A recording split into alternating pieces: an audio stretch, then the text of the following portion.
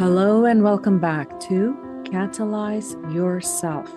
I'm Gayatri, and today we begin a conversation that many of us are long overdue for. We are stepping into a space of thriving, not the kind of thriving that has been sold to us, measured in output, accolades, accomplishments, or even endless energy. Not that version that demands that we do more, prove more, or stay on at all costs. What we are diving into today is a deeper, quieter kind of thriving that allows our mind and our nervous system to help us function optimally, regardless of what comes our way. The kind that lives beneath the performance, the kind that does not leave us burnt out in pursuit of feeling alive, the kind that feels sustainable, steady, and keeps us ready to face life. So let me start by asking this. When was the last time you felt like your mind was thriving? Not just surviving, not just functioning, not just getting through the moment of the day or the week, but actually thriving, aware, clear, connected to yourself without overstimulation or shutdown. Thriving, rooted in the belief that we are who we are and what we have is enough. Thriving in being able to show up without overextending. For many of us, that question brings both a longing and a recognition. We know the difference.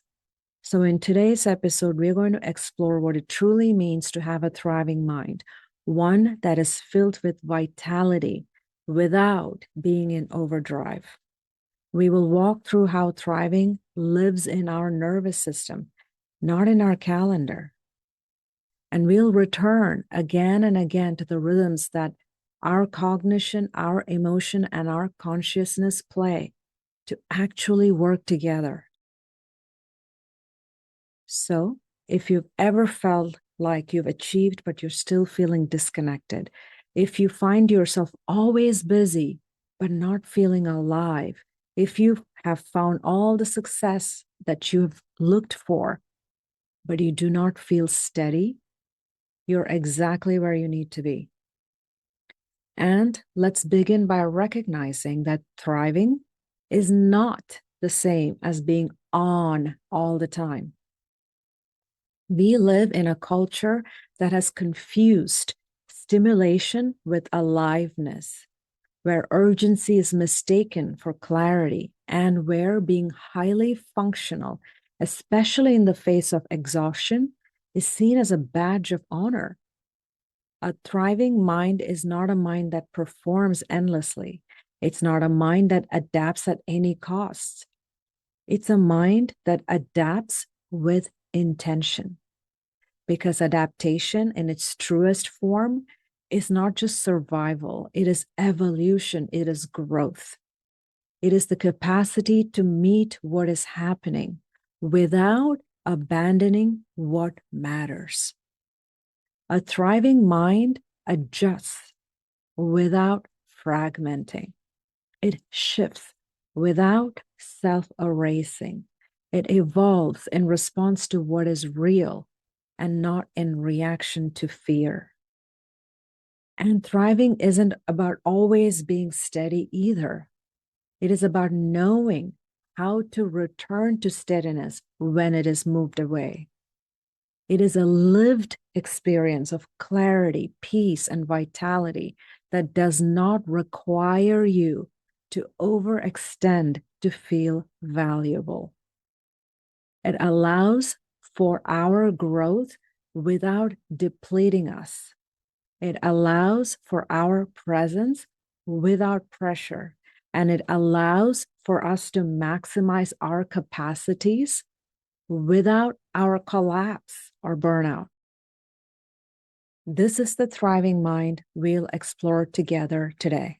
Not a mind that is always doing perfectly well, but it's a mind that knows how to lead itself through change with resilience, with respect, with kindness and compassion and consideration to our own selves.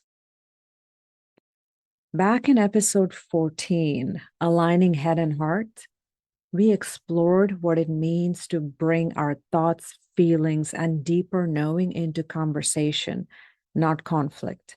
And again, in episode 15, The Neuroscience of Change, we talked about how these three layers, cognition, emotion, and consciousness, don't just operate in theory, they are living in our nervous system. And when they're out of sync, the cost is absolutely real. And if any of you have not listened to either of these two episodes, I would invite you to check them out. I am confident you will find valuable takeaways from either one of them.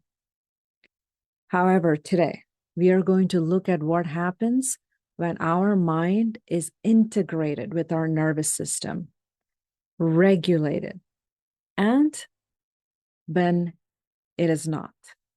So let's start with this. A thriving mind does not mean we don't experience stress. It simply means our mind and our nervous system knows how to move through it without overriding ourselves to do so. When cognition, emotion, and consciousness are integrated, our nervous system does not need to brace or collapse. It regulates, it repatterns, it adapts while preserving your clarity. So what does this look like in a day-to-day tangible scenario? Let us say we are about to step into a very high-stakes conversation. Maybe it's at work or with someone we love. We can feel the nervousness rising. If our mind is integrated, our cognition is going to step in to say, this matters. Let us simply stay curious. Our emotion remains present, but is not overwhelmed, and it simply signals importance, not danger or fear. And our consciousness holds the space, reminding you that this moment matters to me. I can stay with myself through this. Our nervous system and our body now holds the pace, takes the deep breaths it needs to keep steady, and we now show up as a whole human, not a role we play or an impulsive reaction for the moment.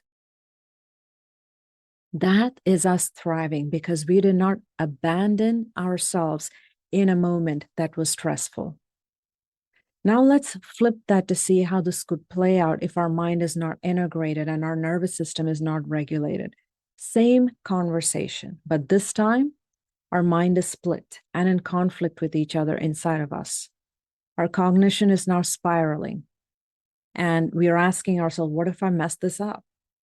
Our emotions are flooding in to bring fear and overwhelm, and our consciousness is just gone. It's disappeared. We forget to breathe. Our heart is pounding. Our body is now moving faster than our awareness.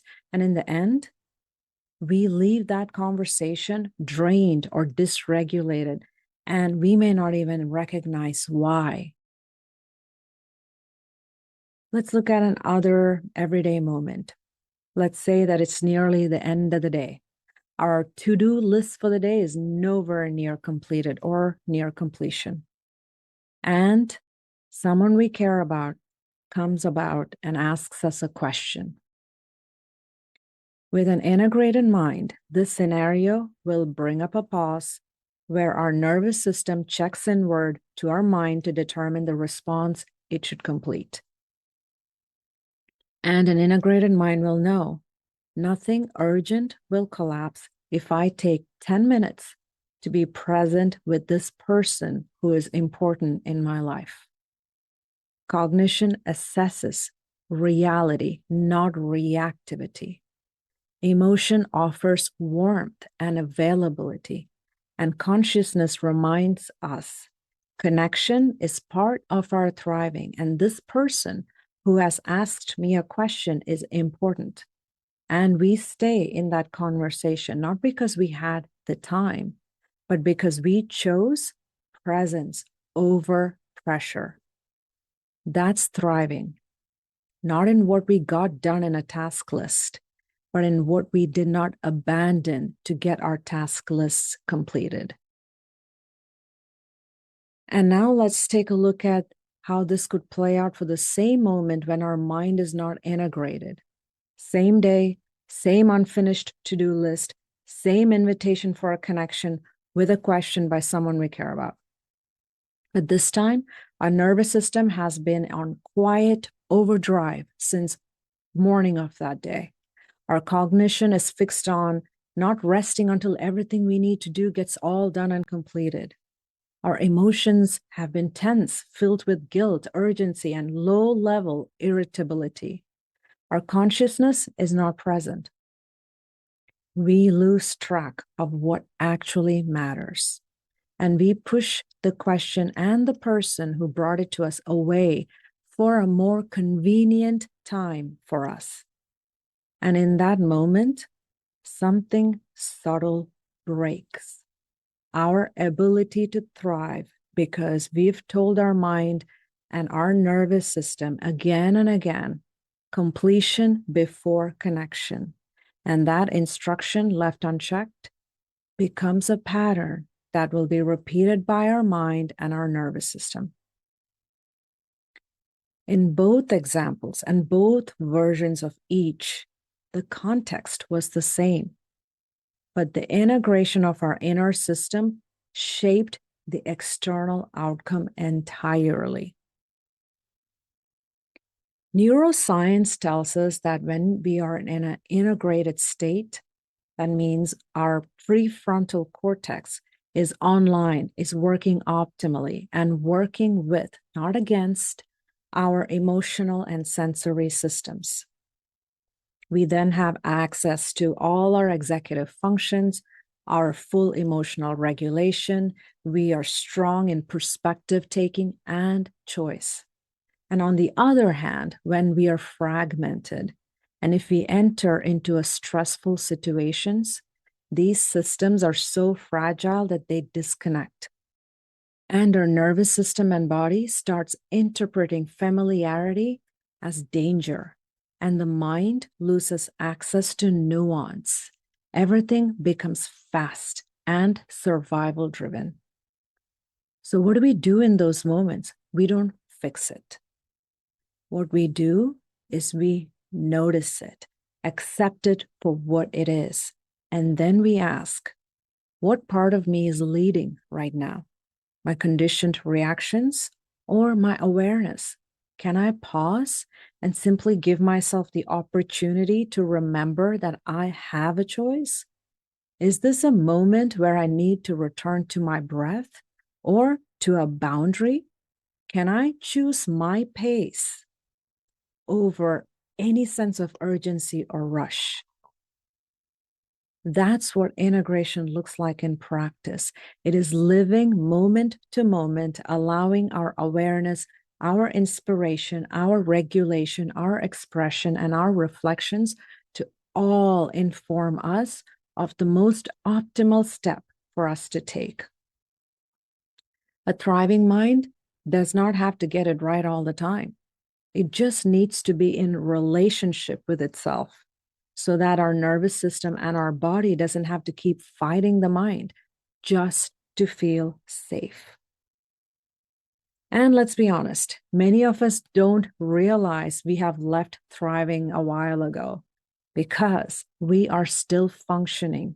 We are still producing. We are still delivering. We are still holding it all together. And so we tell ourselves, I must be doing fine because on the outside, nothing looks broken. And on the inside, there could be a different truth.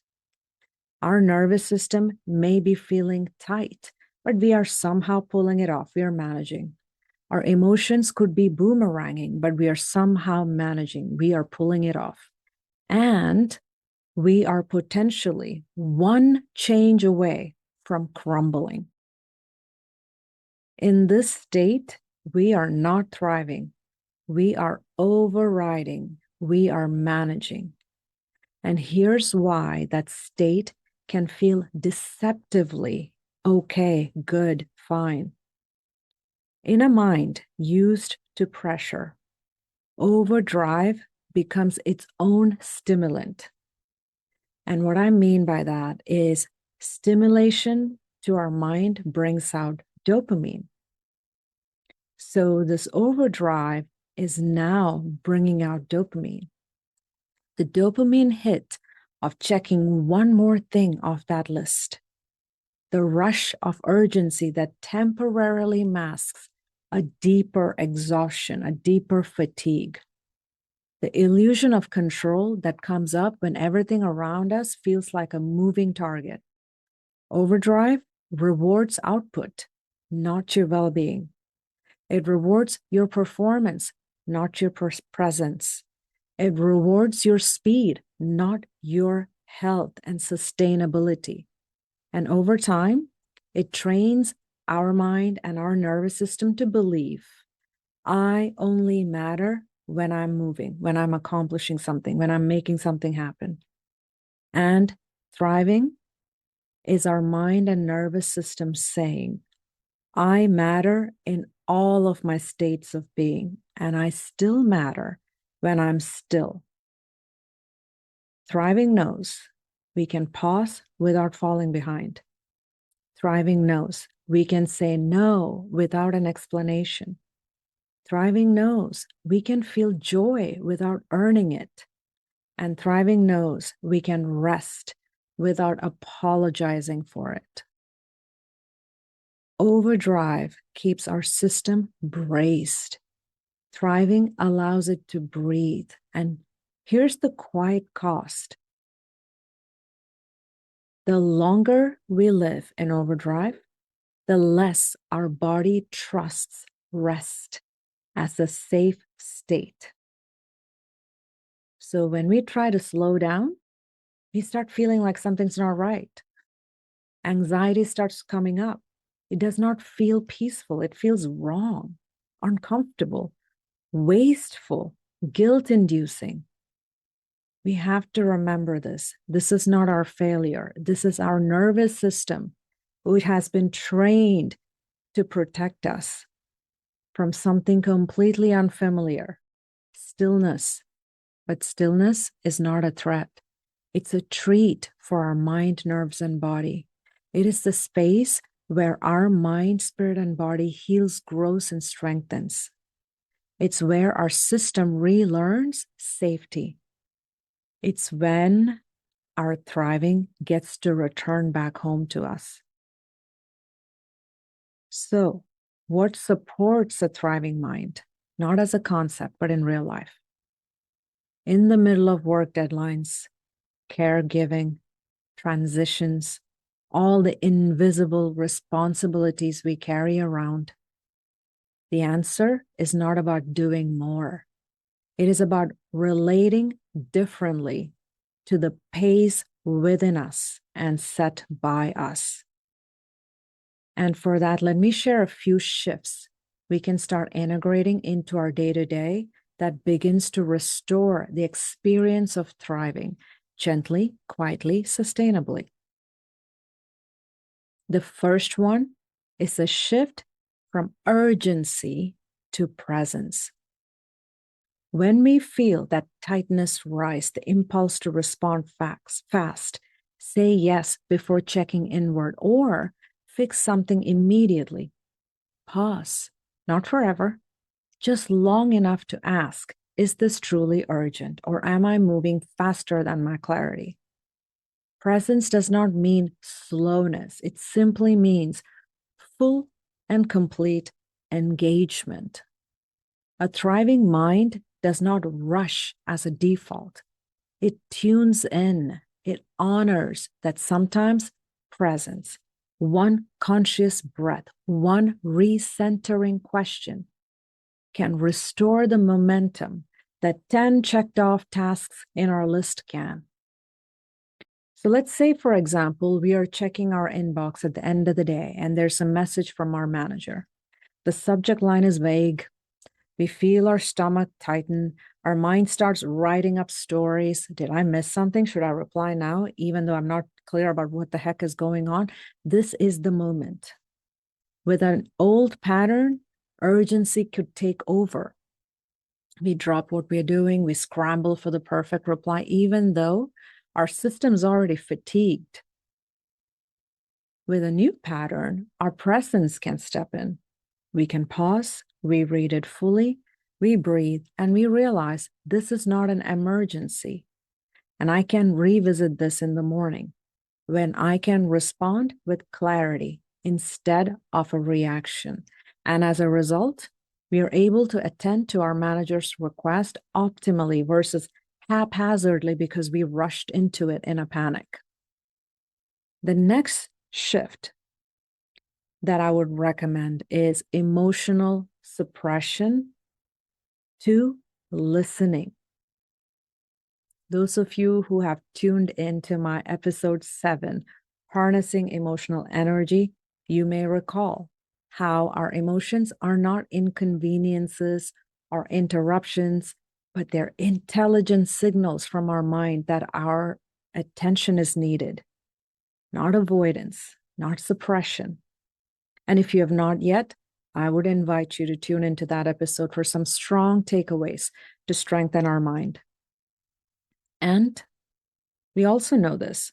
There are times, intentionally or unintentionally, many of us will default to a deflection or suppression when it comes to emotions. Not because we don't care, but because we are busy, we're overstretched, or afraid that feeling something might derail us. A thriving mind does not deny what it feels, nor does it let that feeling drive that moment. It stays in relationship with that signal without being consumed by the noise. A thriving mind asks us, what is this emotion alerting me to right now? Not to fix it, just to name it, to know it. For example, let's say we are in a meeting and someone cuts us off mid-sentence. We feel a wave of heat in our body, frustration. But instead of acknowledging it, we take a breath, force a smile, and we just keep moving. That's suppression. Now, let's try signal listening. We still take that breath, but we also quietly name that feeling. That felt dismissive. I'm frustrated. We do not interrupt the meeting with that, but we do not bury it either. Later, when we take a moment to reflect, we ask ourselves, what boundary do I need here? What story did that moment reinforce for me? And is it true? Is this something I want to circle back to the person with on their action? That's signal listening. The emotion stays in relationship with our awareness long enough to guide our next step with clarity. That's thriving. Now let's move to the third shift that helps our mind thrive. This is the shift from an addiction to completions to prioritization of connections. In a high achieving world, connection is often thought of as the reward that comes after completion. We push through, check the boxes, get it all done, and then we'll rest. Then we'll be present for those who we care about. But here is what we need to remember. Thriving can't live on the other side of burnout. A thriving mind does not treat connections as the bonus after achievement. It holds it as part of nourishment as you are on your journey of achievement. Our integrated mind will ask us, can I connect now, even if the task list is unfinished? Fact is, there will always be something that is waiting to be done. And important connections in our life that asks for our moment now may not be there when our tasks are finished and that moment is gone. Let's say, for example, we are working on something and our partner walks in and asks, can I show you something? An old pattern maybe, give me 5 more minutes. And then that becomes a 10, and then that becomes a 20. And by the time we are done and we look up, they've moved on. What if our mind knows our connections are nourishment for us to thrive? When this request comes, we pause, we assess. This work can wait 1 minute. We turn around, not with guilt, but with care. And we do not just connect because it's convenient. We connect because it's that part of us that sustains us.